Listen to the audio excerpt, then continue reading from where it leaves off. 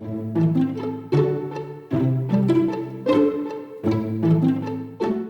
right, well, let's talk a little bit about the imagery of Alice, which is such a powerful part of the books, as we've already heard. So, Chris, I mean, Tenniel is a huge influence on you.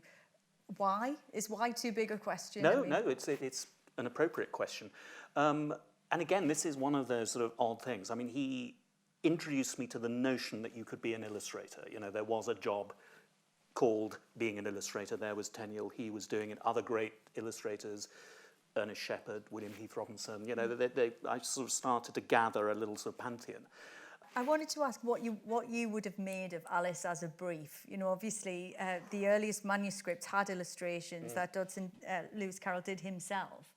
But I'm kind of thinking you almost can't separate the text from the images. No, you can't. I mean, that relationship, I think, is a fascinating one, because I think Tenniel rather had the upper hand, in a sense. I think Carroll was very much sort of asking John Tenniel, with his reputation. He had to be persuaded, didn't he, apparently? Yeah. Yeah, because Carroll was unknown in those days in Tenniel. It was a great coup for him to achieve. And then after the great success of Alice in Wonderland, the looking glass, they had to persuade Tenniel again, you know, to put down his sort of, you know, political work and do this children's book, which I find extraordinary. I mean, I would have been knocking on the door saying, look, I'm available, you know, please, you know. But that relationship, I think, is fascinating between a writer and an illustrator, because it is a sort of symbiotic relationship, and you actually, I always feel privileged if I'm allowed to sort of enter a writer's imagination, you know, and I'm allowed in. And the writers I've worked with have been incredibly permissive. They've sort of said, come on in and do what you like, you know, sort of, you know, this is your time now. And so I sort of, you know, I can imagine characters and I can draw them. The relationship between Carroll and Tenniel was interesting, because I think Tenniel actually said, look, I'm going to do it my way. And Carroll had to rather put up with that. You know, you've got, Carroll is a pseudonym, it's a pen name, and he was kind of very, there's a veil over his involvement. He's kind of keeping that at arm's length. Tenniel has to be persuaded to do the illustrations. Alice would, again, it wouldn't be quite proper, as you say. Very interesting kind of window at the time. Yeah, okay, Vanessa, you've already mentioned that you look rather like the young Alice and Alice when you were a little girl. I mean, how do the Tenniel illustrations and the most iconic images compare to the real Alice? How did the original... Yeah, have the real Alice and the iconic kind of Tenniel images. I know, how far well, they didn't apart look at all alike. And I have always thought that it's because... her mother didn't want her appearing in a children's book. It was slightly vulgar, and she was very incredible sort of character and very bossy and very sort of socially aware. And it wouldn't have been quite right for Alice herself to have appeared, even if she would have been a great little girl to have drawn. And she was photographed so often, and she was so incredibly alluring and so on. But so, I mean, Chris, you are our children's laureate, and Alice was the first female hero in children's literature, and you know, the book was a first in lots of different ways. Can you tell me a little bit about that? I mean, it was groundbreaking and changed everything, really, didn't it? I suppose. I mean, it's very. We were talking about sort of how it is both, you know, startlingly modern, I suppose, because we still love it, and it is very much of its time. So it's got this sort of extraordinary thing, which I think all of us who work in children's books, we long for that in some sense. You know, that being able to transcend, you know, the latest publishing trend. Wouldn't it be wonderful? And for Lewis Carroll, that happened in a sense. He saw it in his lifetime. He saw this thing become a phenomenon and continue to grow. And probably had that very real sense that it would continue, you know, into the future. I think he sort of curated it, didn't he? He curated this thing that he created. So are there any kind of critical perspectives on Alice or versions of Alice that you take issue with, on the other hand? I mean, you know, I've asked about favourites. Are there any that you really dislike? I'm happy to see any kind of Alice-related thing that keeps it relevant. I mean, the Disney Alice I'm not a massive fan of, because I think it sweetens something that is popular because it's so spiky and difficult and awkward. And there's no kind of blunting the edges of Alice, and that's what they're trying to do, I think. Oddly, I like Alice, you know, in the Disney version. I just don't like the other characters. It's funny, almost none of them. I think kind of what's amazing and it's you can miss this, but I think the measure of how great that book is that it survives all these other things. Like, if you think of books that you might think were on a level with it, like The Wizard of Oz. The Wizard of Oz is finished by that film. That film completely replaces the book and all its sequels. Mary Poppins, much as I love Mary Poppins books and dislike the film, it's kind of obliterated those books. You know, the book that someone's done a version of it that completely replaces it.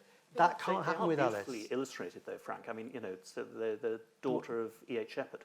The Mary Poppins yes, books. Oh no, I think they're wonderful. Yeah. I love those books. I'll go back to them. But, yeah, me too. But in terms of People our think of it popular as culture, the film rather they're than gone. the book. Mary Poppins is Julie Andrews, and that's that. But there's never going to be an Alice that adequately gives an account Julie of Alice Andrews that would did replace that the book. for Nuns, as far as I'm concerned. Yeah. Ruined it. Alice is unfilmable also because it's not a narrative story, it's a sequence of events, a bit like a sort of pearls on a string or something. It's just this dream-like, so in some ways uncapturable on film. And So that's all our maybe- versions are fine. So, I mean, Frank, I was going to ask, you are known as someone who is quite kind of iconoclastic in the narrative sense. You are off with the monomyths head, you know, you don't want any of that kind of hero's journey stuff, and you take a different perspective and a different approach, and the structure of this story is really fascinating. I mean, have you been able to get to the bottom of it, or will we ever? That's what I was saying about I can't figure out how it works. I was saying before that, you know, you can usually come up with a mathematical formula for how stories basically work. A romance is 1 and 1 makes 2. A farce is a little mistake gets squared, and then gets squared again until it's... And a detective story is, can you find X? Alice is 1 and 1 and 1 and 1 and 1 and 1 and 1 and 1 and 1 and 1 and 1 and it doesn't add up, and you can't do it. And it's just like one, then another one. Frank, I know how it works. Don't tell me now. I know how it works. It's there very early on. It's pictures and good conversation. Yeah. It's all you need. And a great character. Yeah. So you don't need to make sense of it. Yeah. And it's also a child's perspective on the adult world, as you know, I think we've mentioned, and on adults. There's this idea that the kind of fantastical, horrific creatures that are in Wonderland do represent adults. Sometimes, you know, arguably quite specifically, as I think you said, that you trying to work out which Oxford Don is represented by this particular character, and I think the Dodo is perhaps supposed to be Dodgson himself because he had a stutter. Do you think hesitation? Yeah, it's meant to be. It's meant to be him making fun of himself. Yeah. It's a great cathartic thing to do that. I speak from experience. You can actually put people in your fictional work who obscurely wronged you at art school. So you can have these jokes and this fun, and I think it's palpable, isn't it? In Alice in Wonderland. He did do that later, actually. He put round pamphlets, slightly like you were saying, around Oxford of people who pissed him off. Excellent. When they had different rules that he didn't like. He did it about Alice's parents. He called Alice's mother the Kingfisher because he felt that she was looking for a royal match for Alice, and he was very, very cross. So he sort of skewered them all. All right, Frank, let me ask you, I mean, beyond Dodgson, what does the book tell us about the obsessions of Victorian society? You've talked about food, which is fascinating. We need to know this. No, I think, because you mentioned food, you know, and the kind of rigmarole around food and class. I mean, it's all there, isn't it? The invisibility of children is really strong in it, isn't it? It's because, like I said before, like nearly all the kind of harsh things that people say to Alice are shut up things. It's never... She's never being told to do anything. She's just being dismissed all the time. I think, and there's a kind of, it finds a kind of liberty in that, which I think is really part of the charge of it. They're separate worlds, the adult world and the child. That she sort of transforms that boredom and that neglect into something golden. And I think that's what creativity does, is it? It's about the inner resources of a child. And funny enough, thinking about himself giving himself over to that moment to write, that thing of like, you know, you're talking about sort of these grudges and individual people, that you start to write or create something out of a fairly mean, very specific motive. And then if you give yourself up to creativity, something really transcendent comes out. Vanessa, let me ask a little bit more about the family story. I mean, obviously it was such a huge part, not just of your life, but an even greater part of your great-grandmother's life. I mean, did it totally dominate it, or was she able to carve out a life and an identity of her own? Well, yeah, it didn't dominate it at all.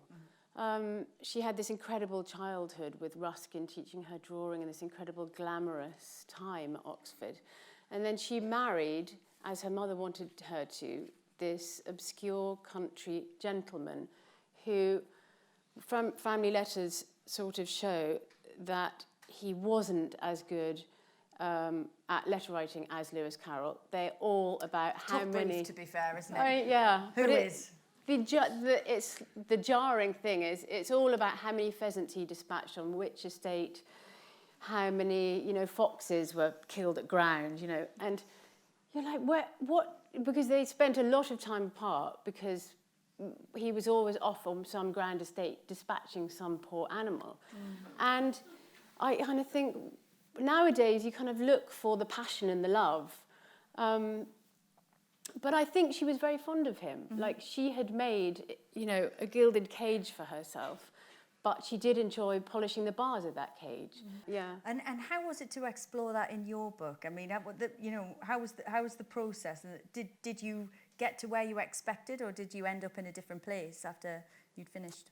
Nowadays, I feel more sympathy for Alice in terms of, in terms of her being such a harsh kind of older lady. She doesn't have a very good kind of, good name for herself in a way. But when you see the idea of her going to America, because she had this incredible, footage, and then she lived in obscurity, and then when she was 80, she went to Columbia and was feted as a celebrity. And it was almost like they wanted her to be the fictional Alice. I think she was overcome then at the sort of what she had done, because she was a muse, but she was a sort of muse with the volume turned up in a way. It was because of her that it was written.